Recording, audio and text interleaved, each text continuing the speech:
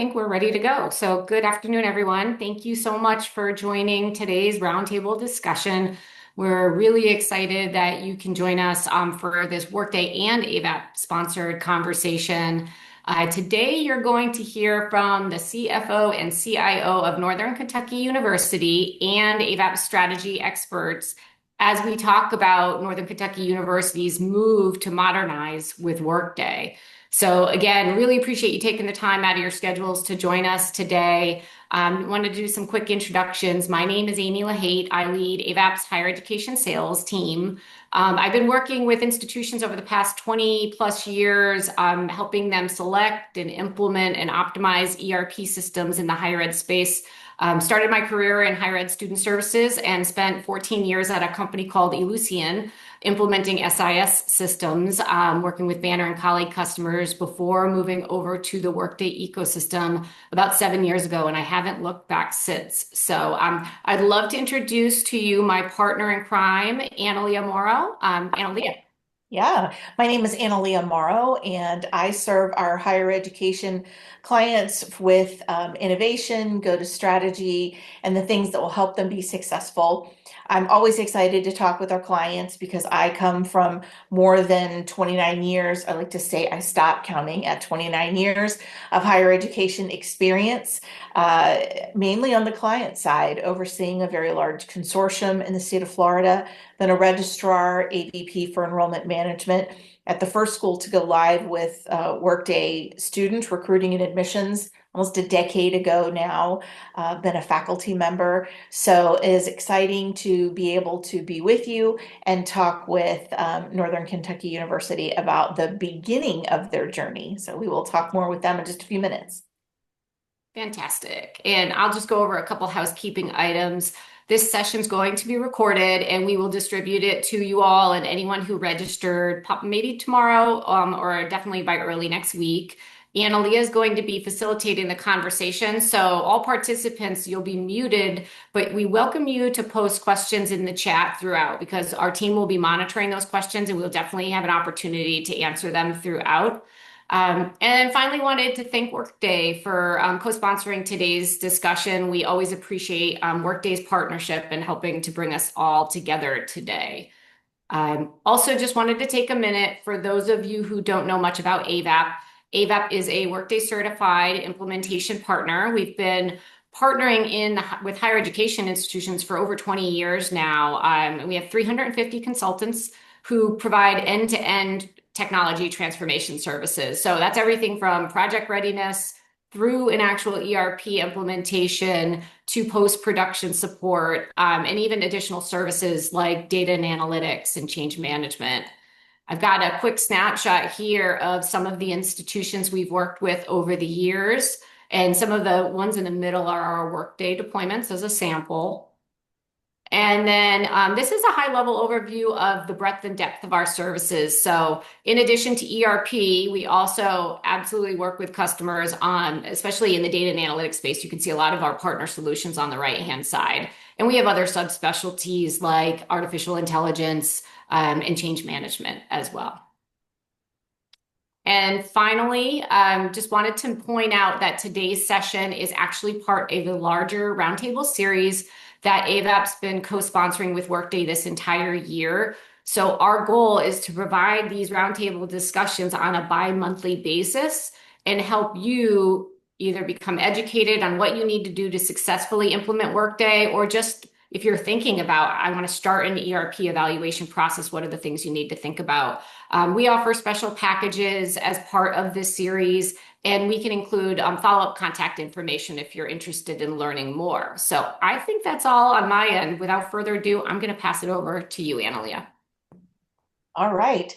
Well, let's get started with some introductions. I am joined today by Chris Calvert, the CFO of Northern Kentucky, and Tim Ferguson, also from Northern Kentucky, our CIO, and Tim Oberschlake, who is with me at Avaap and has worked with Northern Kentucky as they began their journey. So Chris, first I'll go to you, and if you would just give an overview of your role at the institution, a little bit about your background, we'll start with you. Yeah, Chris Calvert, and I'm the CFO and Vice President of Finance and Administration at Northern Kentucky University. I've been here about 14 months. I came from Cincinnati State Technical and Community College, where I was at the CFO at Cincinnati State for about 7 years. Went through a successful ERP implementation at Cincinnati State, amongst a lot of other things that we accomplished at Cincinnati State. But before I went to Cincinnati State, I actually came from private industry. So I've only been in higher education about a little over 8 years now. Great. We are happy to have you. Tim, why don't you give us your background? Hi, I'm Tim Ferguson. I'm the CIO here at Northern Kentucky University. I've been at NKU about 19 years. Excuse me. And but prior to that, I was in the private sector for many years in the software industry. Um, but I've lived in the region my entire life, so NKU is very dear to my heart. I was checking out of the airport in Cincinnati yesterday, and my Avis representative had an NKU t-shirt on. So well represented at Avis. All right, Timo, I know that you have worked with us for many years, but also are working with Northern Kentucky, and I think that that story is very interesting. So please share with us. Sure. So my name's Tim Oberschlake. Like Analia said, I've been with Avaap over 10 years at this point. I think I've probably done well over 25 ERP implementations in my career. Before I joined Avaap, I was actually a CIO for 13 years, and I had the pleasure of working with NKU as we've kicked off their implementation, what we call our phase zero or strategic alignment process. So again, we'll talk more about that as we get forward. Thank you. So, Chris, I'm going to start with you. There are lots of reasons why an institution would think about doing an ERP transformation with Workday. Why was now the time for NKU to undertake this ERP transformation, especially in today's economic climate? Yeah, the biggest reason that drove us to make a decision at the timing that we did was that we are currently an SAP client, and we were facing a end of life with regards to our current with regards to uh, what we use for SAP today. So we were either going to have to make a significant investment to stick with SAP, or we were going to have to change to a new ERP system at a relatively soon date. With that being said, even with that looking at us, with that deadline approaching, and it seemed like it's far away, but with the timeline that it takes to implement ERP systems, we knew that we needed to get ahead of that decision, and we couldn't wait till the last minute in order to make that decision. But even with all that, the pressures on higher education, the age of our system, the the desire for our institution to really become a more modern institution, serve our customers, our students where they're at, particularly when it comes to mobile and mobile-enabled applications and the types of look and feel that they want to see and the types of functionality in an ERP system. We didn't have that today, and we believe that that's created a competitive disadvantage as we look at our students. And then also just in terms of how we operate. We also believe that our current system just did not allow us to operate efficiently in a modern way in terms of processes. So we still have a inordinately high number of manual processes that we really needed to get ahead of and begin to modernize in order to help make our workforce more efficient and help make our system, our entire university more efficient. Yeah, it's certainly a driver to get away from those paper and manual processes. And you also shared with me that you had such a lack of data transparency that made it difficult for the institution to function. So, how will modernizing with Workday better position you to manage anything with your budget, but also that long-term sustainability? You talked a little bit about the modernization, but interested in your thoughts there. Yeah, in terms of, a long-term, our long-term sustainability, first as we look at it from, just the being competitive. Our students continually want to move online and they want to be able to interact with the university in ways that they interact with the rest of the world. And our current systems really didn't allow for that. So like I said, we do believe that that was a competitive disadvantage as students compare their options within higher education. We want to be we didn't want our systems to be an impediment for students to select Northern Kentucky University as their choice for where they're going to get their education. But then also, as we look at our workforce, as we look at our processes and how we need to be more efficient, and how not only does that serve our students, but how that impacts the way that we're able to manage our costs, we're able to replace employees as they transition. That all really does go to sustainability. And it's critical for us to be able to be very modern in terms of how we operate the university. And just frankly, operating a university based off of paper and based off of manual processes it's just not good enough in 2025. So Right. we believe that by migrating to a system where there are a lot of best practices and there's a lot of modern processes, that's really going to help us as we look towards the future in terms of how we operate the university going forward. That modernization is so important in being able to take it as it's released. And Tim, I'd like to hear your thoughts on how different this technology and the security structure is going to be as you move to Workday. Sure. Workday is built in the cloud from the beginning, so it's a SaaS model. We really look forward to being in that environment, so we don't have such a heavy footprint in our own data center to maintain and going forward.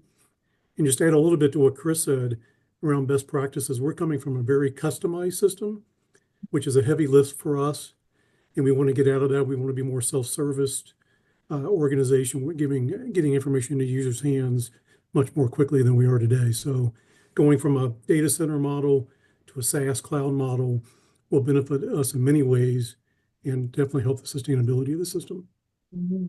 That's going to be such a difference for the way that you work with your stakeholders. And talking about those folks, both the executive and the functional stakeholders, talk a little bit, Chris, about how you got the alignment from the stakeholders, finance, IT, HR, student, to build momentum for the initiative. Yeah, recognizing that we did have a deadline and we established that deadline early on, and we clearly communicated to the university and to the stakeholders, what some of the constraints were in terms of being able to make a decision. But we were very purposeful in terms of working within the university to go through a process that involved as many people as possible, got as many opinions as possible, and really listened to our stakeholders, listened to what were the impediments that they had to their job, and what were the impediments that they saw to get to attracting students. And so we baked that into our process around the RFP and selecting an ERP system that was going to succeed SAP. And we went through a couple different stages. So before we issued a formal RFP, we invited the vendors in and we let them give us presentations. We established some clear goals and criteria that we could all agree on, both at the highest level, board, cabinet level, president levels, all the way down to staff, in our management levels, around, what would we be looking for in terms of a new system. Tim cited a couple of those things. I mean, with our current system, it's a very proprietary system. So there are no user groups, there are no community groups that we're able to leverage. So when somebody gets stuck, when they have a problem that they can't solve, there's nowhere to go for that. So one of the things that we wanted to do was be able to have a system where you could tap into those community groups and find answers, where we could leverage best practices instead of having created a system and having continually to develop that system around current processes. So those were very important to us, and that's what we view as the opportunity to create efficiency. So as we went through that process, we engaged our community, we engaged our internal stakeholders. And then once we got into the RFP process and we went through the first stages of beginning to select finalists, and then we had demos, we continued to engage our teams and listen to them. We didn't make a decision until we had heard from all of our different teams, our student side, different areas of the student side, our finance and accounting, and our HR sides. And where we had differences of opinion, we let those teams talk amongst themselves, and we listened to what they had to say. And then we worked very closely with Avaap and Workday to and the other partners to really vet those questions and issues. Not in every aspect of the ERP system, as you would expect. Workday didn't necessarily come out as the leader. But on the balance, what we did, we were able to address concerns that where a particular department might have a concern about Workday functionality in comparison to a competitor.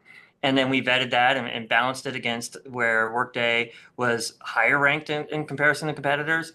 And we let we let those teams try to come to their own conclusions about how do we balance what, is going to be a choice where there's always going to be some give and take as we evaluated systems.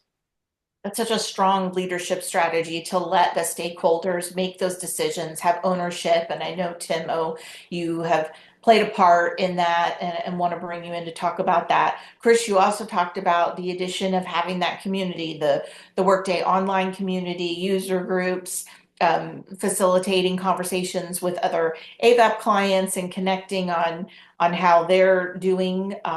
There's a question from Betsy that I'll address now since we're at a good place. How much did you involve faculty and academics in the conversation as you brought them along? Yeah, we involved our academic affairs department. We put members of the faculty, we put members of the academic affairs department on the steering committee. We opened up our demos both pre RFP and then post RFP to pretty much anybody in the university who wanted to have those demos. We stayed engaged with both our shared governance, both the faculty senate and then our staff congress. So we kept in close contact with those. We also involved board members and we gave board members the opportunity. So it wasn't just about, we made sure that we were involving everybody from up and down the ladder. The other thing that was very important was, it was the personnel from both Avaap and Workday that made themselves available. Keith was our account representative, our account executive from Workday. He made himself available. David Scott and the team from Avaap made themselves available, and we were able to address questions very much, if not right away, if not in the same room when those questions came up, but with quick responses. And that was very important to our teams. And I think it really made a difference in terms of how we ultimately came to a decision. I love that you said to me earlier that if we weren't responsive as we were going through the sales process, what would it be like to work with us? So I'm glad we were able to set that bar high and set the expectation. And if you didn't see, Trey Arrington gave you a shout out. Great strategy, Chris. We know that Trey's a great cheerleader for his colleagues. So we appreciate you adding that, Trey. Tim O, I want to bring you in a little bit to talk about this readiness process with phase zero and the role that strategic planning played. And I know that we heard some voices. So Amy, if you could share that slide just for people to get their mind around it, but then I want to pull that down so we can focus on faces. Tim, why don't you talk first about that process? Sure. So one of the things that we like doing that we do basically in all our implementations is we really begin with the end in mind. And the idea is that we started this process within NKU with a phase zero, or what we call a strategic organizational alignment, around, what is the vision for the future as we move forward. And it was great because we started out that discussion with our steering committee, really agreeing on what are the strategic intents, for this implementation. But then we actually took and we talked to all of the key team members that were in charge of all the different areas that are going to be impacted from a day-to-day perspective, as far as the implementation is concerned. And that included folks from finance, folks from HR, people from the procurement lens, payroll, in student areas as well. And we all got together in a phase zero process. And really from the grounds up, we really brought everyone together to talk about, what is that vision for the future where we need to get to? What does success look like at the end? And again, hats off to the NKU team, very engaged group. And I think that pre-work that Chris talked about really was helpful in making sure everyone understood where we were going. And again, I think during this process, we laid a cleared roadmap out of what does that implementation look like and what are we going to accomplish at the end. And again, happened at the end of this phase zero is the NKU team presented back to their steering committee saying, here's what we're going to do. And I think that was extremely helpful to get the project started and making sure they're ready for what's ahead of them. Powerful to have those voices come from the ranks and of those who are doing the work. Tim, I know that you talked a lot about the communication that happened and asking who wanted to participate. Would you talk a little bit about how you reached out around campus and got that interest and pulled them in?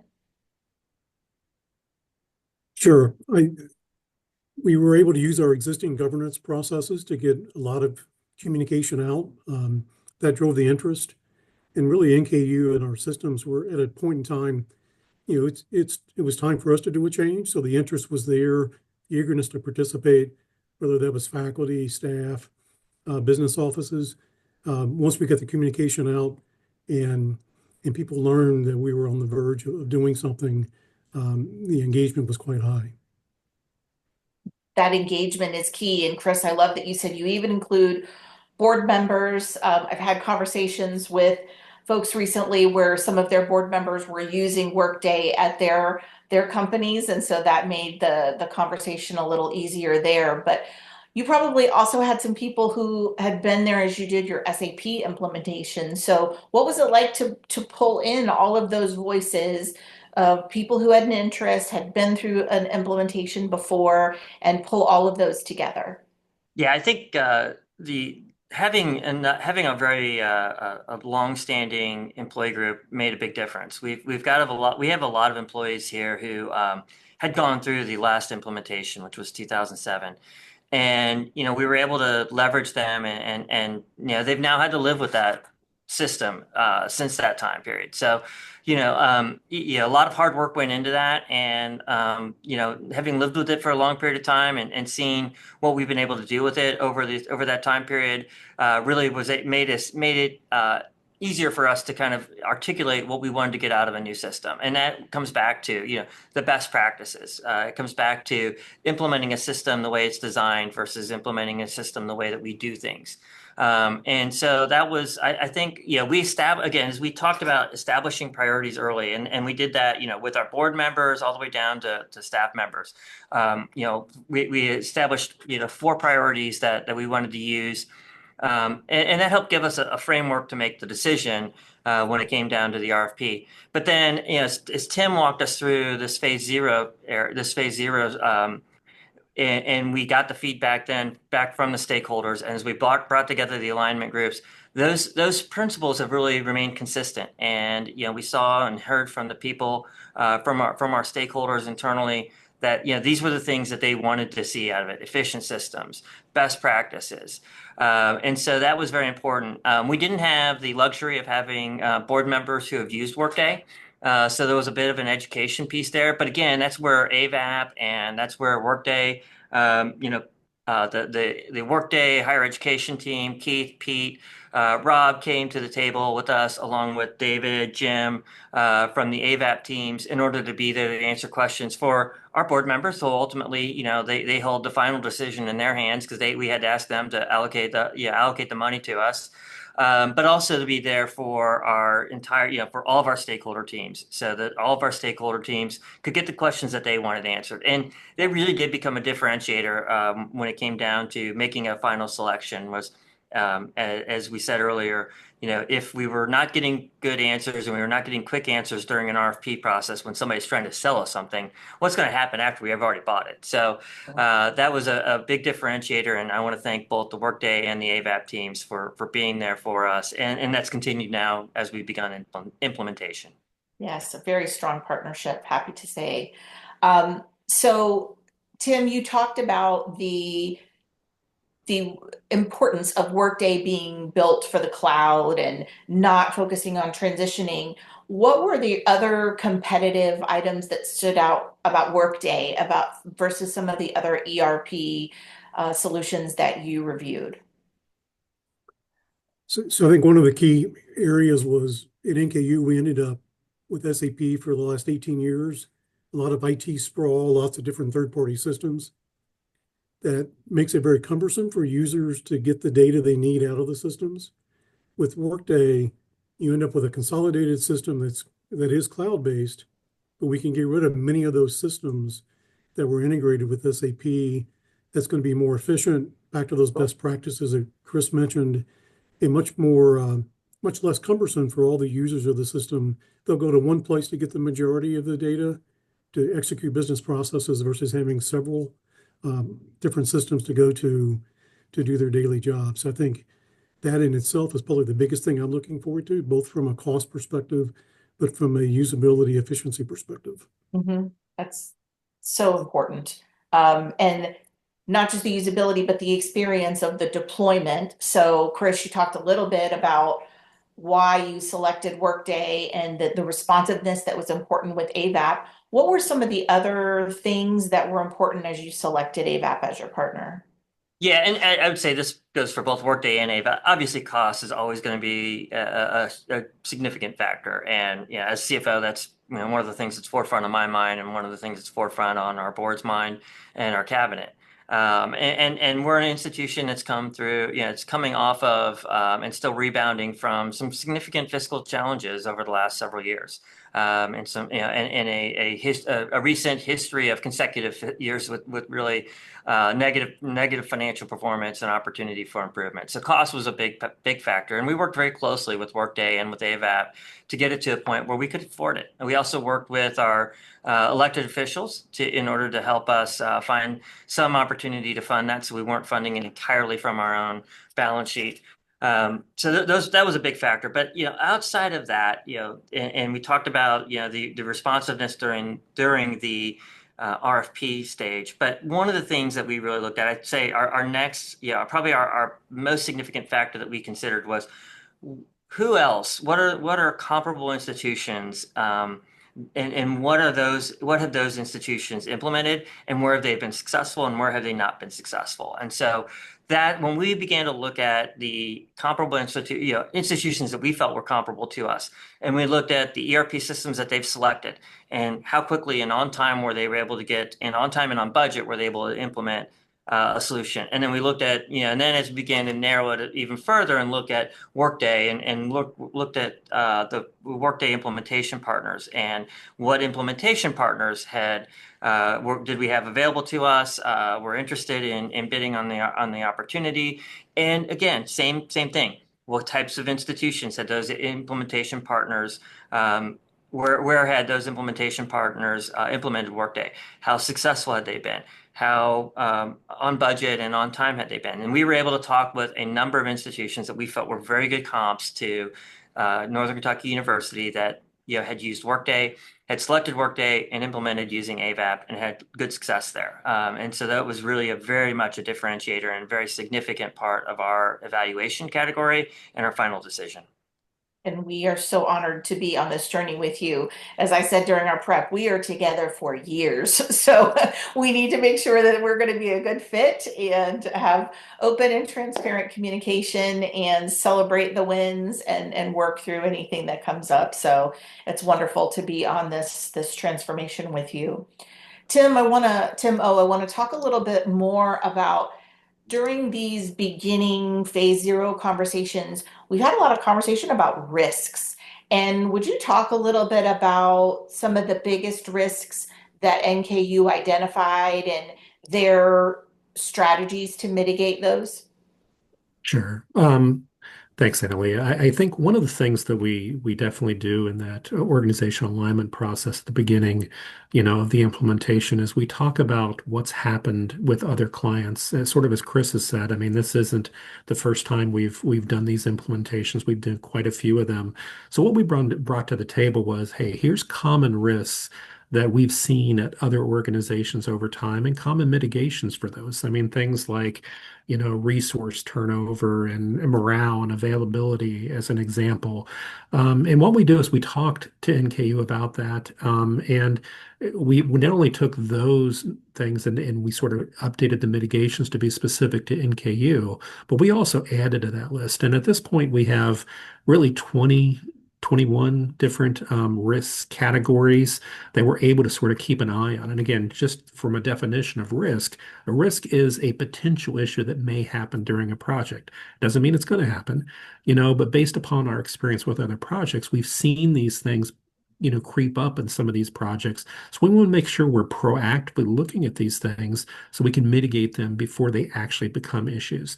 And again, having the team go through this at a detailed level and actually look at all these risks. Do they apply to us? How can we mitigate them proactively is a huge advantage, as they're going through this implementation and starting things out. Yeah, taking that time and really giving the campus community the opportunity to understand what they're stepping into, what the expectations are, being prepared. Tim, how did you feel like this part of the pre-project, we'll call it, helped all of the stakeholders feel that they were ready to go into this project?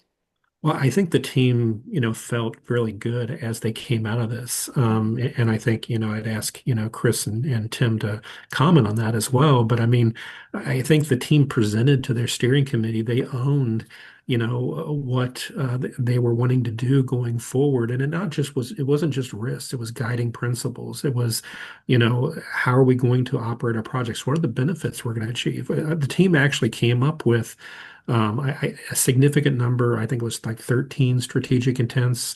We mapped it to, upwards of 90 project objectives. And then we figured out, 135 success factors that we're going to be able to measure. Now, some of those are yes, no, some of those are actual KPIs.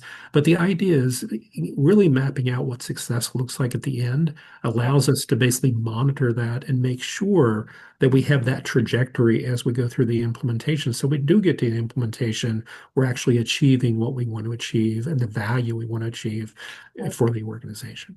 Yeah, I always liken that to an instructor giving the rubric to the class ahead of time. So if we know what's expected of NKU, of us, and of Workday, then it's easier for us to provide that for them and guide them there. Chris, let's talk a little bit about how different this was, really doing this intentional. I think you used the word purposeful time to go through demos and have people prepared. How did that help bring the stakeholders along in this process and be ready? Yeah, I think one of the things, and it goes back to what Tim was talking about with regards to our alignment sessions. One of the things we heard throughout our process of from pre-RFP when we were doing demos and due diligence to the formal RFP process was that our stakeholders, our employees, wanted assistance with the change management aspects of it. We are asking them as part of this implementation to adopt a new system and adopt that system the way it's designed, not necessarily the way that they've done things for, in some cases, decades. And so, one of the things that we felt was very important was finding a good partner who could walk us through that change management. Again, in terms of referencing the various partners that we looked at, that was important, and we got good feedback. And kicking off the project with this alignment session and really talking about the change management and getting those key employees on board, the people who are going to be implementing the new system, in terms of understanding what change management means, and walking them through it. That's been a very critical part of this process. It's gotten us off to a good start. However, we know it's going to be a roller coaster. I'm borrowing from Tim's slides, and we're already seeing some of the roller coasters. That was kind of an early peak. Now that we're starting to look at the number of hours it's going to take, it's going to we're starting to see some some of the gasps of people, and we knew that was coming, but we're better able to manage them, and we've got a good plan to be able to manage that. And that's the way this project's going to go. It's the way every one of these projects go. They're not all going to be champagne and rose petals. I don't think any of them are. So it's very important for us to have heard that throughout our process, to be able to incorporate that into the change management, into the overall project that we're implementing, and the process around that project, and have a good partner that can help us walk through that. So let's talk a little bit about timing. What advice would you give to other institutions who are on the fence, and what should they be considering when they're making a change, and why might the time be now to do that? Yeah, I think one of the biggest things that I had to get in that I had to come to an understanding of, and then communicate to our governance and communicate it to cabinet, communicate it to our board, was understanding the timing that it takes to implement a system, and understanding that not just from what you hear from a salesperson at XYZ platform, but understand that from talking to their customers. So we were able to, one of the earliest parts that we did during that due diligence was get a very good understanding of the timeline it would take for us not only to implement finance and HR, but then fully implement the student system. And then begin to back up, and knowing that in our case, we did have a deadline where we felt like we had to get that. We knew we were going to have to be converted by a certain date, and then beginning to back up that timeline gave us some dates that we knew that we had to hit, and that helped us understand where we could take some time during the due diligence and RFP process, but then also where we needed to make sure we hit milestones there, much like we're going to have to hit milestones throughout the project, and it was kind of a good practice for that. Yeah. It also enabled me to talk, enabled our cabinet, myself, our president, to talk to our board to get them to help them understand and also be able to answer the questions that they had. So we weren't springing a very large expenditure on them. And then finally, it also helped us line up the way to fund this as well. So all of those things needed to come together for us to be able to kick it off. And that's the biggest thing. That's the biggest piece of advice that I would give to others in seats similar to mine. Make sure you understand what that timeline looks like, so you don't get yourself in a situation where it becomes unrealistic. Many of the horror stories that I've heard, many of the area institutions that have had failed implementations. I think some of those were attributable to the fact that they may have thought that they could do something faster than it was more practical to do. Likewise, understanding your own institution. So, we needed to fit our institution into that timeline. Did we felt like we were, and from talking, did we feel like we could hit those timelines? Did we need more or less time to do things? And then working with the partners to understand, where we might fit in, where we had concerns throughout the RFP process. We were able to talk to vendors and understand how they would adapt to that, and then come to a good and realistic conclusion. Yeah, I definitely heard that you paid attention to the culture of NKU, you listened to the team, the stakeholders, all of those things seem to make the case to move forward that much stronger and that much easier. Tim, I want to go to you on the why now. Let's look at the technology. Why is the time now to look at Workday and the technology that it brings to you? So I think with the state of higher education, everybody's looking for a modern platform that you can really take advantage of where you need to go. We're all going to need to pivot in many cases, and having that modern platform as a base to do that from is important. And I think once you get to the modern platform, you get the richness of analytics. Workday has a bunch of analytics out of the box. NKU is spending a lot of time doing the analytics work the hard way. Workday is going to give us the ability to do that point and click, very self-service focused. And then one of the really nice parts of Workday is we're going to get AI type capabilities out of the box. We were trying to build a lot of that, but that's going to be out of the box with Workday, no additional cost. And we'll be able to ride that journey with Workday as we go into the future.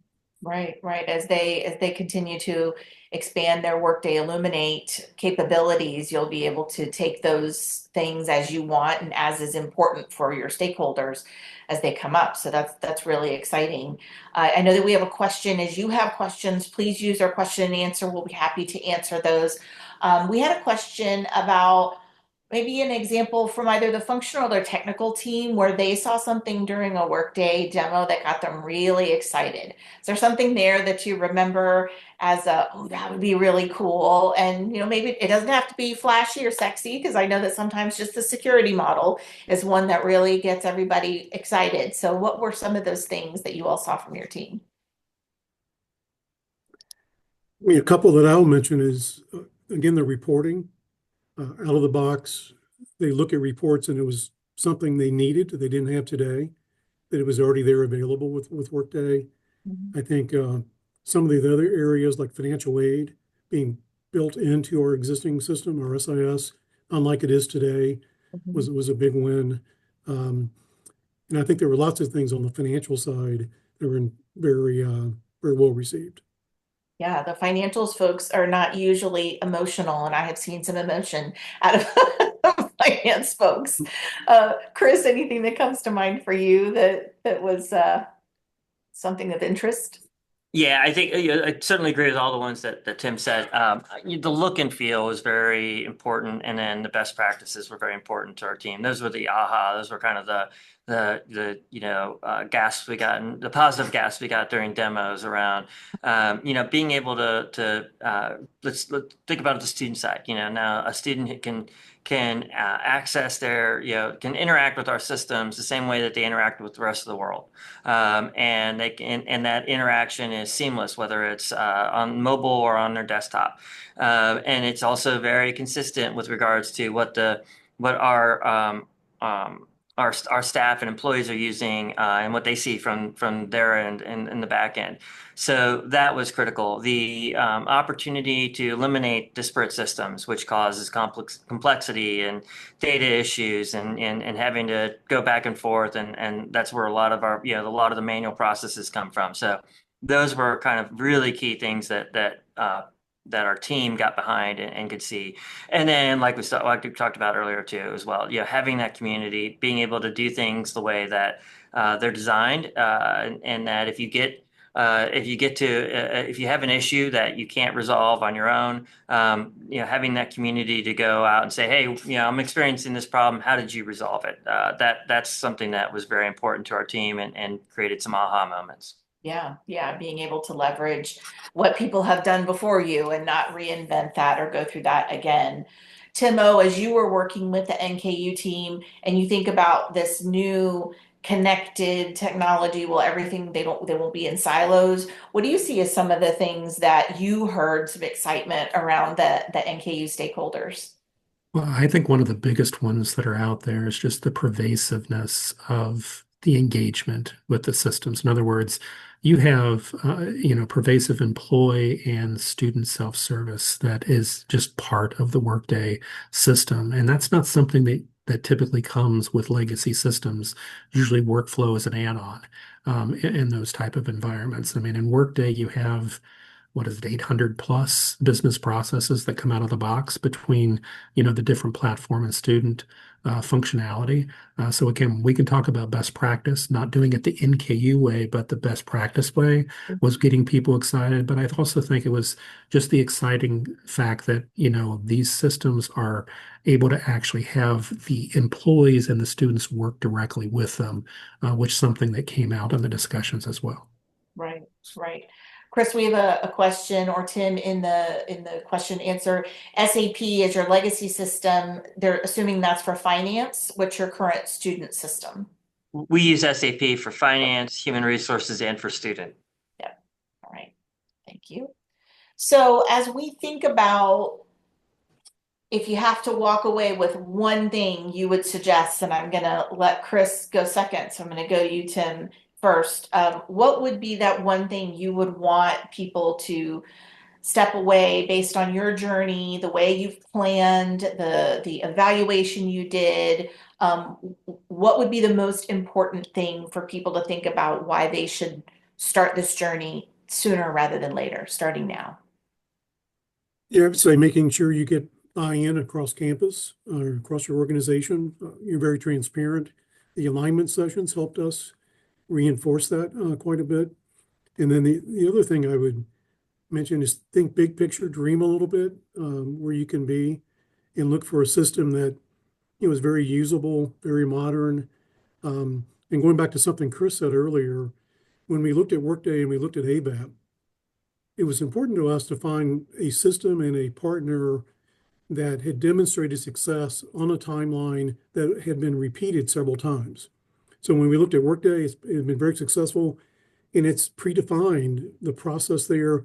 Avaap brought to the table a set of project plans, a process to take us through.